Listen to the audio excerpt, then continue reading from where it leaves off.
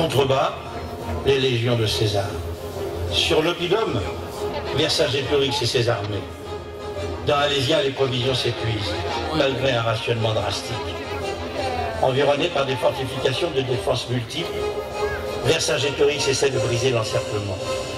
Plusieurs tentatives seront conduites, en vain. Le chef gaulois fait sortir ses cavaliers, avec omission de former une armée de secours en relation avec les combattants des autres tribus. Au prix de lourdes pertes des deux côtés, les alliés germains de César stoppent leur élan. Redoutant la famine, Vercingétorix renvoie d'Alésia les bouts inutiles, femmes, enfants et vieillards. Il demande à César d'ouvrir une brèche pour les laisser passer, refus catégorique du chef romain. Ce fut pour tous la mort assurée. Et puis le moral remonte. Au loin apparaît l'armée des secours de Vercingétorix. Par vagues d'assauts successives, les attaques des renforts se brisent sur les légions romaines. Les combats sont terribles et laissent au sol plusieurs milliers de morts. Après de nouvelles et vaines tentatives, Vercingétorix se rend à l'évidence, la partie est jouée, et nous, le vent et la terre, de vivre avec les Romains comme avec les Gaulois, les cris des vainqueurs et les cris des vaincus.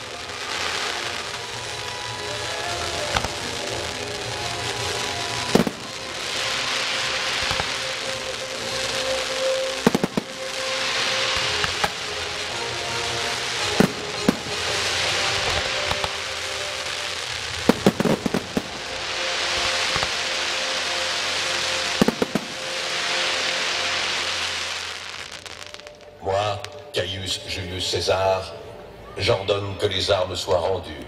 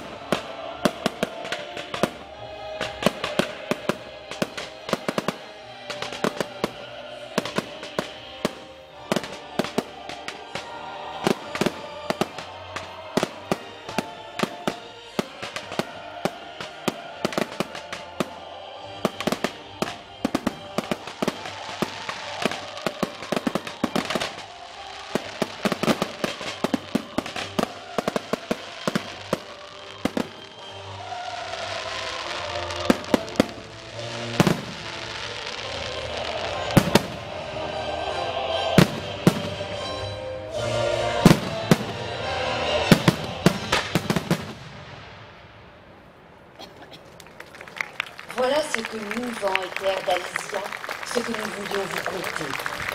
Il nous aurait fallu prendre plus de temps encore, tant cette épopée épique a marqué pour l'éternité l'histoire de France, certes, mais bien au-delà, celle de l'Europe tout entière.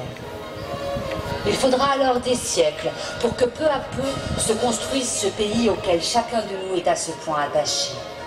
Au long de ceux qui suivront, nous écouterons l'histoire des hommes, nous préserverons au creux des sillons, au fond des fossés, à l'ombre des forêts, le long des rivières, partout où nous le pourrons, ce que les hommes bâtissent, construisent pour leur destinée, autant que de celle des générations à venir.